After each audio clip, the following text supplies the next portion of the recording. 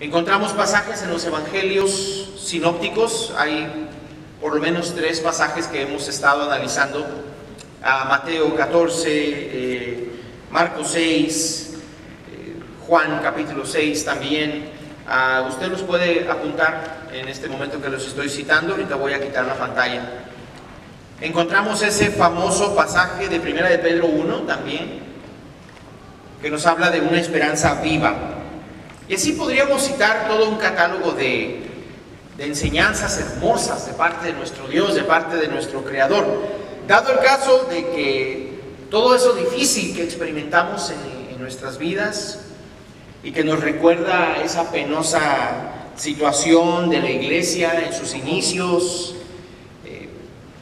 son tantas las tormentas que pasamos como iglesia que a veces ya ni caso les hacemos de todas las que experimentamos. Pero podríamos usar el simbolismo de un barco, ¿no?, que está batallando en contra de las inclemencias de la naturaleza. Un barco que por causa de los fuertes vientos contrarios, se ve en serias dificultades. Un barco que está siendo zarandeado, que está siendo azotado, que lo amenaza a grandes olas y que chocan a sus lados, que puede concluir en un hundimiento y por consiguiente en la pérdida total del barco. Podemos entender muy bien cuál sería la actitud de los marineros. A mí no me gustaría estar en esa situación. Puedo entender y puedo imaginar muy bien cuál sería la actitud de los marineros.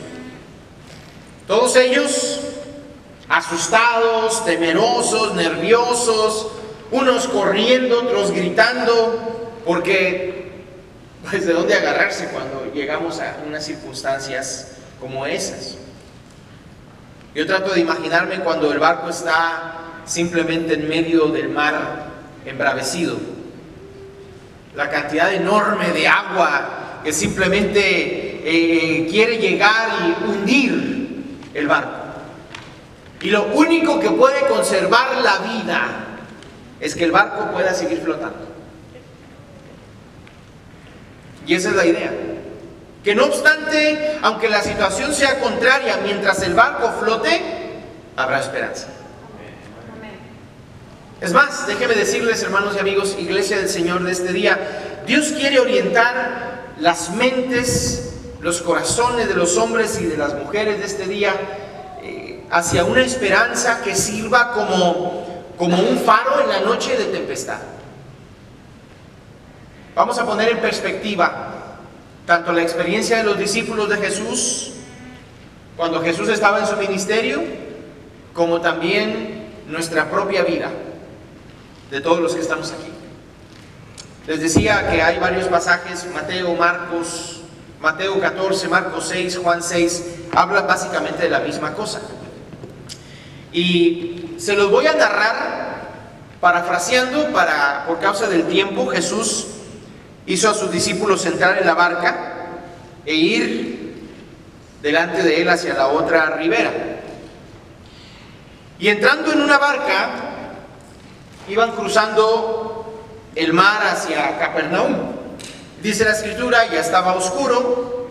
Jesús todavía no había venido a ellos porque estaba pasando tiempo con el Padre en oración. Luego la barca estaba en medio del mar y era azotada por las olas. Entonces el Señor vino a ellos andando sobre las aguas. Y ellos vieron al Señor andando sobre el mar, se turbaron, se asustaron, se impresionaron, gritaron: ¡un fantasma!, dijeron todos ellos, todos, como si fueran coro, gritaron que era un fantasma. Entonces Jesús subió a ellos a la barca y lo recibieron con mucho gusto. Se maravillaron, vinieron todos a él y adoraron, le dijeron: verdaderamente eres el Hijo de Dios. Y estos pasajes nos ofrecen una enseñanza muy importante para cada uno de nosotros. Porque a veces cuestionamos por qué hay tiempos de duda. ¿Por qué lo que me pasa me tiene que pasar a mí? ¿Por qué este problema? ¿Por qué cuando llegan los problemas, en vez de estar contento, alegre, gozoso, como dice Santiago, estoy triste, estoy temeroso? Me turba la situación, me preocupa, me mortifica y me quita el sueño. ¿Por qué hay tiempos de duda? Si ponemos nuestra mirada en ese momento, en ese instante donde están ellos, los discípulos de Jesús, en medio del mar, la barca está en medio del mar, los hechos están ocurriendo en el mar. Nosotros no estamos en el mar, pero simbólicamente podríamos decir que el mar representa el mundo, ese mundo en el que vivimos todos los días. La barca muy bien podría simbolizar la iglesia. Ahora imaginamos la escena, la iglesia como una pequeña barca navegando por el mundo, pero eso no es todo. Es una barca que es azotada todos los días por las olas del mar. Y azotar dentro de su contexto original pues lleva la idea de que es afligida, ¿no? Es atormentada, es una barca sufriente, una iglesia sufriente. Es decir, las olas se levantan grandes, muy fuertes, hasta golpear la barca con esa fuerza, con ese ímpetu. Es como decir que la iglesia va luchando cada día para dirigirse a la meta, ¿no? Dirigirse al objetivo. Y todo el mar, todo el viento que es contrario, trata de obstaculizar el camino en el proceso de querer llegar hacia el otro lado, hacia donde el Señor nos quiere llevar. Y los que somos cristianos entendemos muy bien esto, que enfrentamos obstáculos durante la vida cristiana, un sinfín de obstáculos, cantidad de obstáculos. Y a veces los obstáculos son las circunstancias de la vida, a veces los obstáculos podemos ser nosotros, pero obstáculos, muchos, pruebas, miles, tentaciones, incontables, hermanos. Cantidad de tentaciones, situaciones difíciles, a veces drásticas, que tratan de detenernos en la marcha que llevamos hacia los cielos. Y esta lucha de la cual hablo, pues se puede identificar en la vida de cada persona, de cada cristiano en la barca, en la iglesia, en la congregación. Claramente les indica a los discípulos, les da instrucciones, vayan hacia el otro lado. Es algo que debemos aprender a interpretar. Y es que para nosotros tiene un significado. ¿Qué quiere decir las palabras del Señor? Que cada uno tome su lugar. Cada uno tome su posición. Cada uno de ustedes, dirá el Señor, ocupe su lugar, ese lugar que yo les he dado. No el que tú te has autotomado. No, el que yo te doy, diría el Señor. El lugar que te he dado yo, ese lugar tómalo. Y recuerden, hermanos, Jesús es el maestro. ¿Están de acuerdo conmigo? Amén. Jesús es el maestro. Todos queremos llegar al otro lado. ¿Amén? Amén. Imagínate que nosotros llegar al otro lado fuera la eternidad. Pues todos queremos llegar al otro lado, queremos llegar a la eternidad y vivir para siempre con el Señor. ¿Quién dice amén a eso? Amén. Bueno, Jesús es el maestro. Queremos llegar al otro lado. Todos queremos llegar a las promesas del Señor. Todos queremos disfrutar las promesas. Pero para poder llegar hay que remar. Hay que remar. En la barca, ahí con Jesús hay 12 hombres y no hay motor. Tienen que remar. Imaginen ustedes que uno estuviera solamente remando. La barca daría vueltas y vueltas y vueltas, que todos se marearían y todos caen al agua. En la iglesia, hermanos, hay que remar. Cada uno poner de su esfuerzo para salir adelante. Aquí hay una lección, yo puedo ver una lección ahí. Ahora vamos a Marcos, vamos al Evangelio de Marcos, capítulo 4, versos 35 al versículo 41. Ahí lo puede leer en su Biblia, lo puede leer en la pantalla. Yo lo voy a leer desde aquí porque me cuesta trabajo leerlo desde la pantalla, porque como estoy en una altura diferente, no alcanzo a leer muy bien. Pero yo sé que usted lo alcanza a leer muy bien. Aquel día, cuando llegó la noche, les dijo, pasemos al otro lado. Despidiendo a la multitud, le tomaron como estaba en la barca, y había también con él otras barcas, pero se levantó una gran tempestad de viento y echaba las olas en la barca, de tal manera que ya se hundía, ya se anegaba. Y levantándose, verso 39, reprendió y dijo al mar, me brinqué un versículo, ¿verdad? Okay. Ahí va otra vez. Verso 38, y él estaba en la popa durmiendo sobre un cabezal, Y es que me lo brinqué porque imagínense que hubiera sido el predicador, pero gracias a Dios que fue el Señor. Y él estaba en la popa durmiendo sobre un cabezal, y le despertaron y le dijeron: Maestro, ¿no tienes cuidado que perecemos? Él, levantándose, ahora sí el verso 39, reprendió al viento y dijo al mar: Calla, enmudece. Y cesó el viento y se hizo grande bonanza. Y les dijo: ¿Por qué estáis así amedrentados?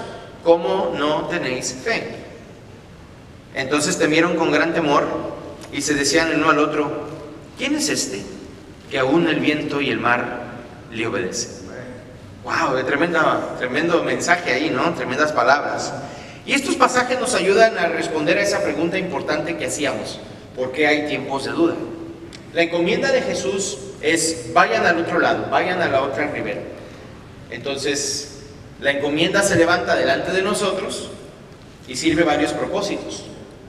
Uno de esos propósitos es la fe. Es que tiene que haber fe en ti, hermano. Es que tienes que crecer en tu fe. Yo no sé en qué nivel de fe andas el día de hoy, pero lo que sí te puedo decir, sin temor a equivocarme, es que Dios espera de ti y de mí fe. ¿Estás de acuerdo conmigo, iglesia? Por lo tanto, es necesario reconocer el poder de Dios por sobre todas las cosas. Hay que reconocer a Dios en la vida de cada uno de nosotros. Hay que reconocer la obra de Dios, reconocer lo que Dios quiere hacer en cada uno de nosotros. No importa sobre la tormenta, sobre la tempestad de la vida, de la naturaleza económica por la que estés pasando, no importa si es una situación emocional por la que estás pasando o física, Cristo sigue siendo soberano. Amén. Eso es lo que nos presenta este pasaje.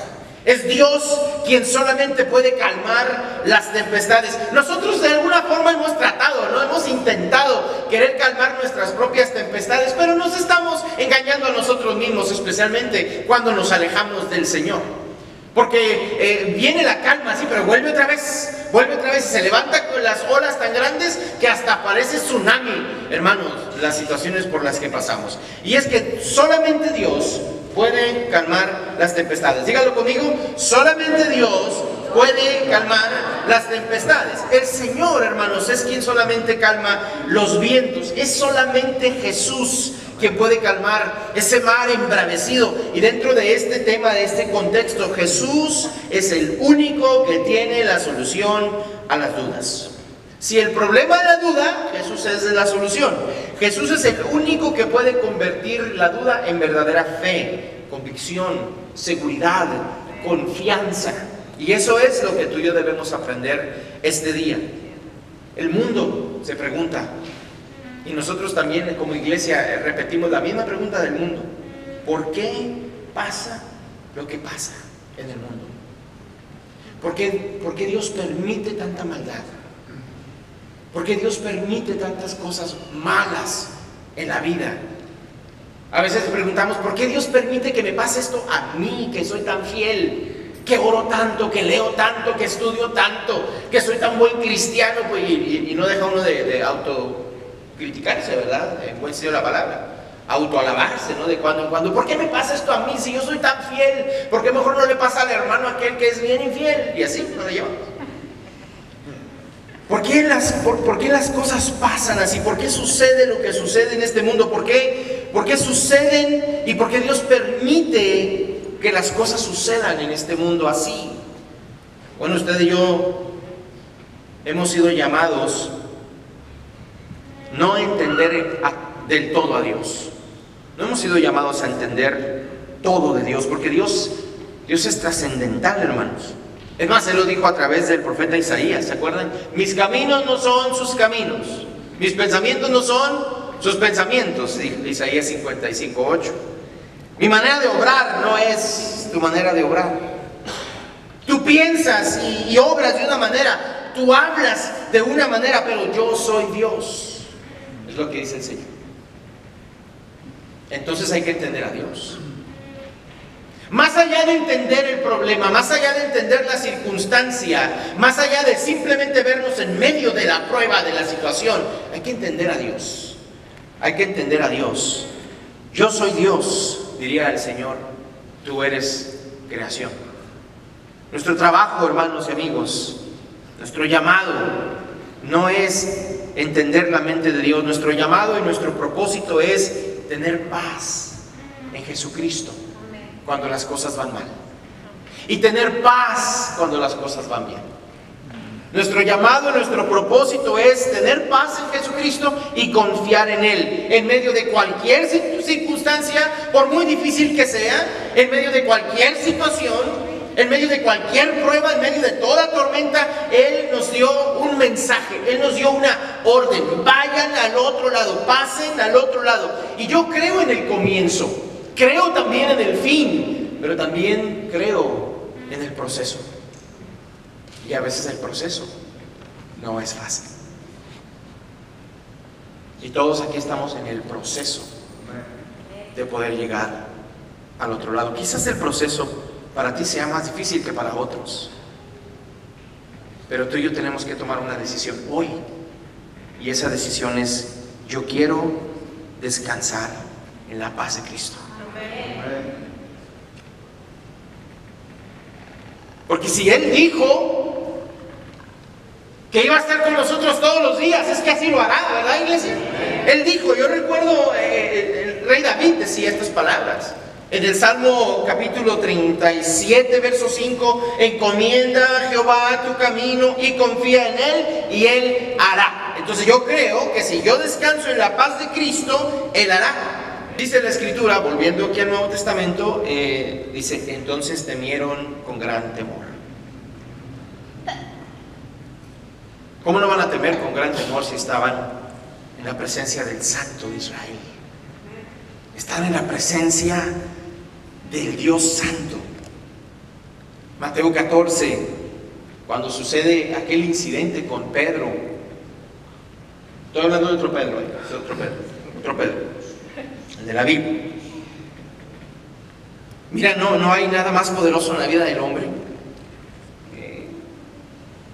Más específico, no hay nada más poderoso en la vida del cristiano, que es creyente, que experimentar el poder de Dios en su propia vida.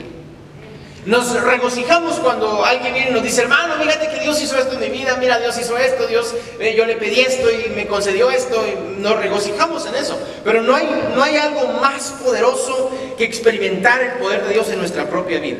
Es algo que incrementa nuestra fe cuando entendemos la obra de Dios, cuando entendemos lo que Dios hace, cuando entendemos los cambios que Dios hace en la vida también. Y es que definitivamente la obra de Dios cambia nuestra vida, y más poderoso es cuando cambia propiamente mi vida. ¿Cuántas veces no nos ha pasado que venimos a la iglesia esperando que Dios cambie al hermano, o a la hermana, o al visitante? No, venimos a la iglesia esperando que Dios me cambie a mí. ¿Amén, iglesia? Amén. Que Dios me transforme a mí. Y eso es lo más poderoso, que cuando propiamente tú y yo estamos dispuestos a dejar que la obra de Dios nos cambie y nos transforme. Porque Dios no es simplemente un Dios que quiere ser conocido. Dios quiere ser experimentado. Cualquiera puede conocer teóricamente a Dios, pero Dios quiere ser experimentado. Cuando tú y yo tomamos la verdad de la palabra, de lo que hemos creído, cuando tú y yo nos paramos firmes y nos afianzamos en las promesas de Cristo, eso nos motiva, eso nos levanta, nos hace caminar. Pero también en medio de situaciones que experimentamos el poder de Dios, eso cambia para nosotros, nos va haciendo mejores. Dice Mateo, dice Marcos, dice Juan: y ellos le recibieron con gusto y se asombraron y se maravillaron, vinieron, lo adoraron, le dijeron: verdaderamente tú eres el Hijo de Dios.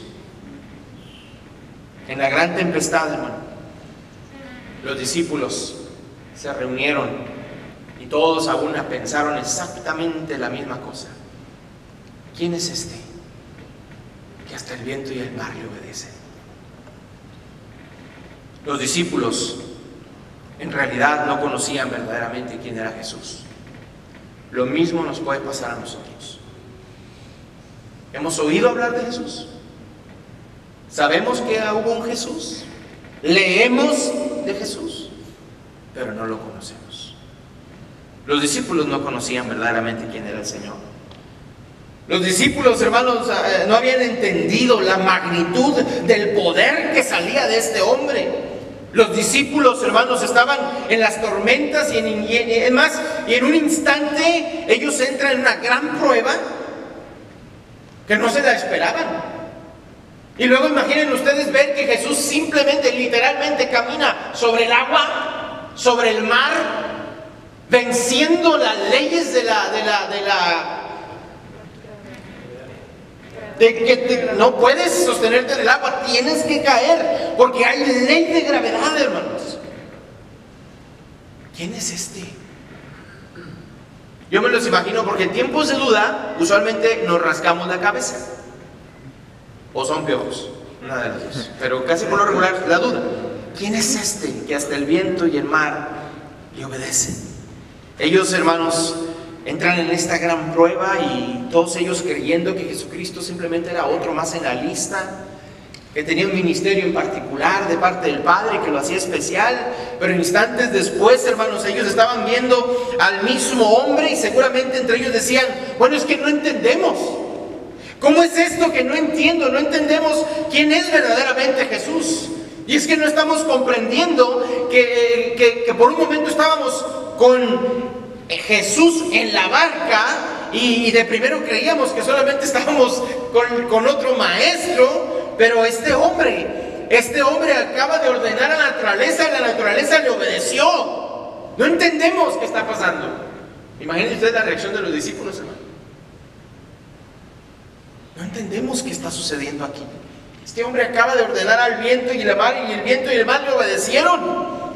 El viento y el mar le obedecen. Él tiene control sobre la naturaleza y no entendemos. Para Él no tenemos categoría, dirían los discípulos. No podemos confinarlo tampoco a personajes del Antiguo Testamento. Este no puede ser como Moisés, porque Moisés nunca ordenó a la naturaleza por su propia cuenta, ¿verdad que no? No, es más, les puedo decir, Moisés tuvo que bajar con velo para cubrir su rostro cuando bajaba del monte, pero este sin velo ordena la naturaleza y la naturaleza se sujeta a él. Este no es como algún otro profeta como Isaías, por ejemplo, ¿no? Este no es solamente como un rabí, otro maestro. Este es el Todopoderoso. Este es Jesús hecho hombre, Dios hecho hombre, Jesús hecho carne, Dios, hermanos, encarnado. Él es el Hijo de Dios. Este hombre es Dios. Miren su gloria. Juan decía eso, ¿no? Miren y vimos la gloria. Gloria como del unigénito del Padre, lleno de gracia y de verdad. Este no tiene categoría terrenal. Este no puede ser confinado. Más que simplemente un hombre especial, este es Dios. Él es Dios, dice Pablo a los Colosenses. Él es la imagen del Dios invisible. Y los discípulos están siendo testigos de ello. ¿Recuerdan aquella ocasión cuando Nicodemo se acerca a Jesús? Llega de noche y le pregunta: oye, Señor, en Juan capítulo 3 le dice: Rabí, sabemos que has venido de Dios como maestro, porque nadie puede hacer estas señales que tú haces si no está Dios con él. Y los discípulos fueron testigos en ese momento, comprueban lo que Nicodemo está diciendo. No simplemente está Dios con él, Él es Dios. Por eso predicamos de Jesús, hermano, porque Él es Dios. ¿Estás de acuerdo conmigo, iglesia? Él es quien dice que es. Él es quien dice que es, y Él es por los siglos de los siglos. Jesús es Dios, Jesús es el Adonai, Jesús es el Elohim, es el Todopoderoso, estaba en la creación. Por otro lado, los discípulos, hermanos, están en medio del mar, viviendo estas fuertes olas que golpean y amenazan la barca. Y es una realidad presente para ellos. Están experimentando que la barca está por hundirse, hermano. Porque las olas no son figurativas, las olas no son simbólicas. El problema no era figurativo, el problema no era simbólico, el problema que estaban pasando los discípulos en ese momento de la gran tempestad es real. Hermano, hermana, si algo te sirve de estas palabras de consuelo, el problema que tú tienes es real. Yo lo sé. El problema que yo tengo es real. Los problemas que enfrentamos en la vida son reales. Y ¿Verdad que los problemas que tenemos no son simbólicos? No son simbólicos, son reales, no son figurativos. No es de que, ay hermano, fíjese que se me ocurrió venir a contarle un problema. No, es que es real lo que me pasa. La circunstancia económica a veces no es favorable a mí. Lo que paso en mi casa es real. La división que hay en mi casa, en mi familia, es real. Cuando voy a mi trabajo, la presión terrible que siento es real, me está sucediendo. El rechazo por ser hijo de Dios es real, hermano. Los discípulos están pasando por una situación real. Y corresponde naturalmente que si nuestros problemas y nuestras situaciones son reales, entonces nuestro refugio y nuestro auxilio tiene que ser real. Amén. Pero si en este día hay alguien que siente que no ha hallado la salida, no ha logrado hacer mucho por su barca, pues qué bueno que están aquí. Qué bueno que viven. Déjenme decirles en el nombre del Señor, Cristo nunca dijo figurativamente a las tempestades, se van a calmar. Él nunca dijo simbólicamente, las olas a lo mejor se van a detener. No, hermanos, al contrario. Él ordenó. Imagínate lo interesante de la bonanza. Mientras la barca estaba moviéndose de un lado para otro, imagínate lo máximo que de repente todo está quieto. No hay nada después de la orden de Jesús que pudiera hacer que se moviera el agua o el viento. ¿Quién es este que hasta el viento y el mar le obedecen? Por eso predicamos de Jesús, por eso predicamos el Evangelio. Y es que el Evangelio, hermano, las cosas de Dios han sido reveladas para gente como usted y como yo, con problemas reales. Nosotros no vamos a predicar el Evangelio a alguien que no tiene problemas, ¿verdad que no? Esto es para gente como usted y como yo. Sí, hermano, con problemas como los tuyos. Es que, hermano, yo pienso que el cristianismo es para gente de bien, para gente buena, que ha alcanzado ya la perfección, dicen muchos. Hermanos, el Evangelio no es para arcángeles, el Evangelio no es para los ángeles, no es para querubines. El Evangelio no es algo misterioso, distante de la realidad humana. Al contrario, déjame decirte, iglesia del Señor, el Evangelio son las buenas nuevas para un mundo que vive en malas nuevas. ¿Estás de acuerdo conmigo? Si no, prenda la televisión, yo sé lo que le digo. Especialmente el canal 23, no es comercial. El Evangelio son buenas noticias para un mundo que está saturado de malas noticias. Pero insistimos en este día, el poder de Dios, hermanos y amigos, es real. Y los discípulos se dieron cuenta. ¿Tú te has dado cuenta que el poder de Dios es real? Y es sumamente poderoso el relato de esta historia, que no concluye con esa respuesta. No concluye con una respuesta, ni tampoco concluye con una explicación de quién es Jesucristo, no. Más bien concluye con la interrogante, con la pregunta: ¿quién es este que aún el viento y el mar obedecen? Creo que Dios quiere que usted y yo seamos personalmente quienes contestemos a esa pregunta.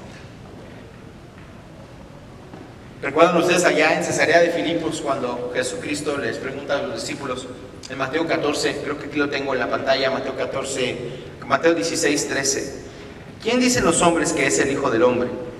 Los discípulos, bueno, pues algunos dicen que eres profeta, otros dicen que eres como Elías, otros como Jeremías, otros dicen que eres un mensajero de Dios. Pero ahí Cristo hace la pregunta más importante de la existencia humana. ¿Sabe usted cuál es la pregunta más importante de la existencia humana?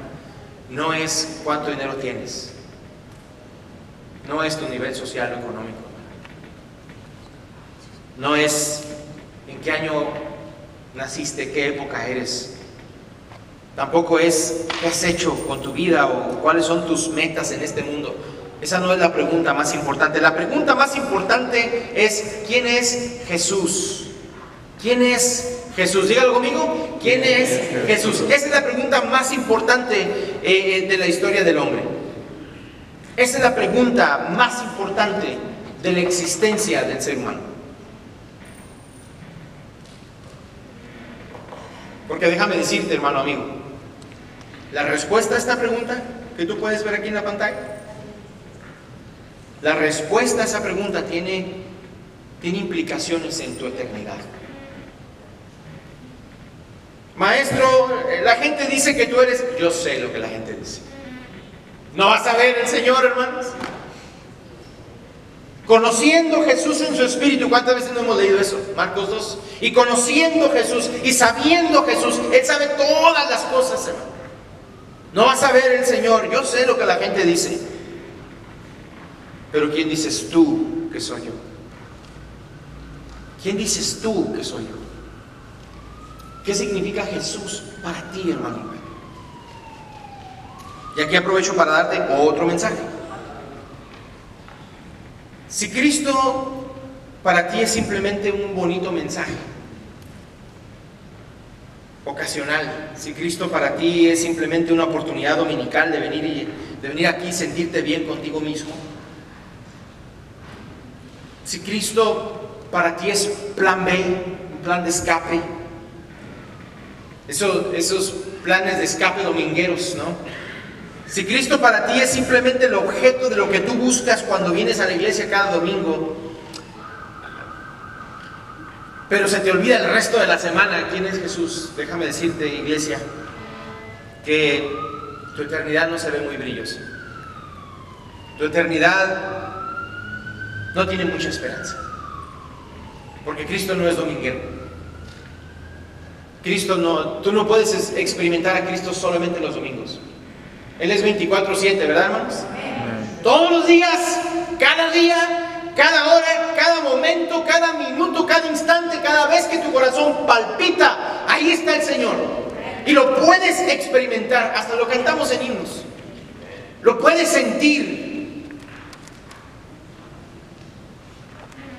Pero, diferencia, si Cristo para ti es el Hijo de Dios, si Cristo para ti es el Todopoderoso, si Cristo para ti es el vencedor del mundo, si Cristo para ti es el Salvador del mundo, es el verdadero Mesías, entonces sí hay esperanza. Y yo necesito convencerte de estas cosas, porque ese es mi trabajo. Y a eso hemos venido, a convencerte de estas cosas. Dios quiere convencerte de lo que Jesucristo significa para tu vida. Entonces hay esperanza, y este mensaje tiene que ser un mensaje de esperanza. ¿Quién es este?, dicen los discípulos. Y la respuesta pertenece a los discípulos. La respuesta pertenece a nosotros. Pregúntate, ¿quién es Jesús para mí? Pregúntese, ¿quién es Jesús para ti? Conteste desde lo más profundo de su corazón. Bueno, hermano, pues yo creo que Jesús fue un hombre muy bueno, que hizo cosas muy buenas, hermosas. Dicen los jóvenes, bueno, Jesús es aquel a quien mi mamá siempre ora y siempre me habla de él y siempre me dice que debo conocerlo, pero yo no lo conozco. Conozco cantos de él, he escuchado historias de él, he escuchado mensajes acerca de él, pero no le conozco. Dice por ahí un hombre, bueno, Jesús es aquel a quien dice mi esposa que lo ama más que a mí, y hasta celos me están dando. Mi esposa dice que está bien enamorada de él, y yo me asusto porque pues ahora resulta que ella quiere pasar más tiempo con él que conmigo. Pues entonces te animo, hermano, te animo, varón, joven, te animo, conócelo tú también, y verás que te vas a enamorar de ese gran Señor de señores, Rey de reyes. Amén. No quiero pasar de este mensaje sin preguntarte quién es Jesús para ti. Aquel día ordinario, no regular, cuando Cristo en un comienzo de la palabra que dice, vamos al otro lado. Aquel día en la barca, Él va y se duerme. ¿Se acuerdan? Durmió en la popa, va y se duerme el Señor. Y vino la tormenta con gran ímpetu y los discípulos se les pasaba la vida delante de ellos en un instante, hermano. Pero fueron con él y le despertaron, hermano. Y le dijeron, maestro, yo no me imagino, maestro, rise and shine, ¿verdad? No. Maestro, ¿que no te das cuenta que estamos aquí muriéndonos? ¿Que no te interesa que perecemos? ¿Que no te interesa que estamos aquí a punto de morir y tú dormido? Gracias a Dios que no era el predicador, si no, imagínense, ¿verdad? Era el Señor. Yo puedo entender la perspectiva de Jesús. Yo me imagino a Jesús diciéndoles: me interesa más que no me conocen. Me interesa más que no me conocen. Me interesa más que no me conocen, pero ahora me van a conocer. Ahora me van a conocer. Se levantó, ordenó la tormenta y le obedeció. Hoy en este día, hermanos, amigos, Dios quiere incrementar tu fe.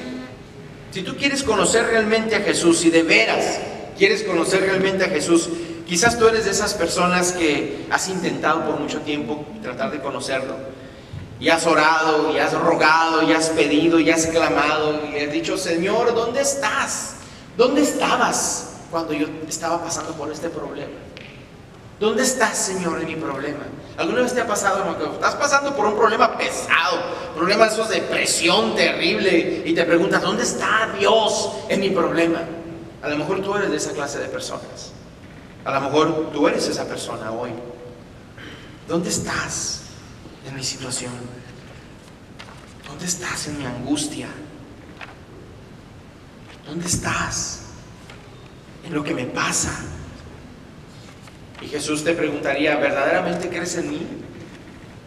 Porque el Señor es el único que puede calmar las tempestades, te lo he dicho. Él es el único que puede calmar los vientos. Él es el único que puede calmar ese mar embravecido. Jesús tiene la solución a tus problemas, a tus dudas.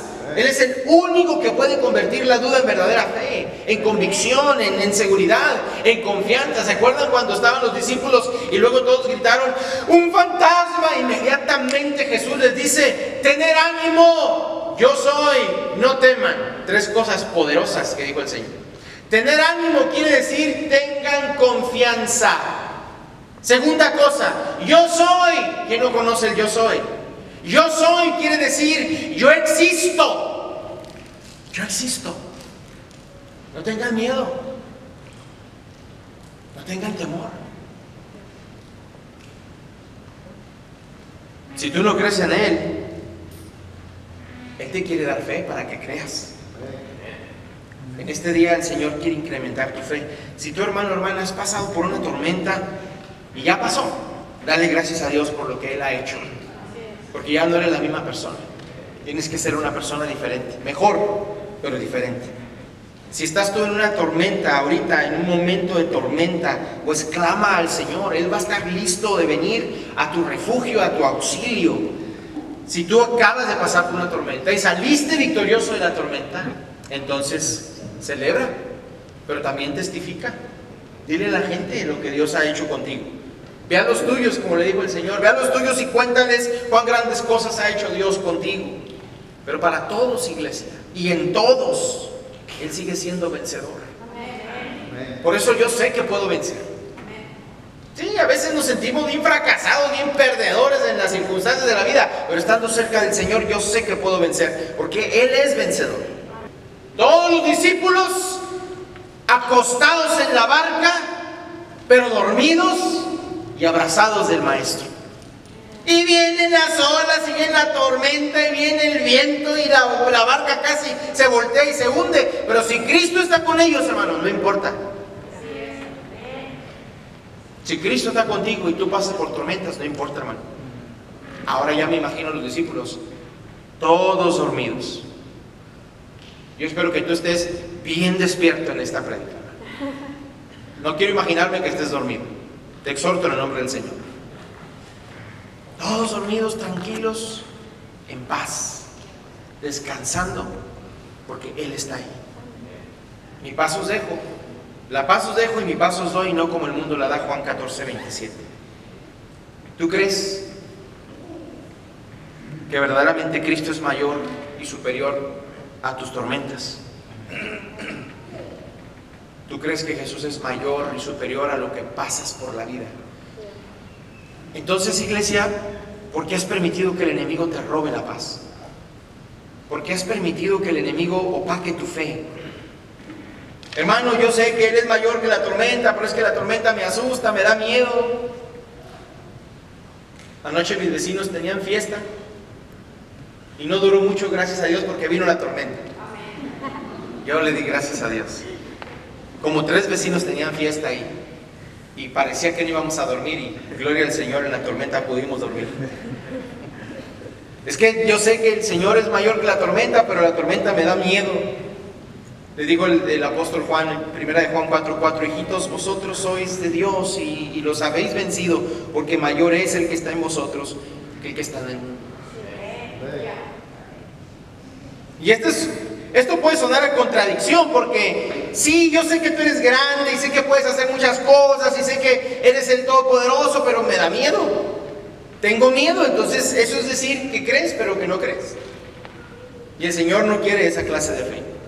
Por eso nos afligimos, ¿no? Porque nos soltamos de Dios, nos soltamos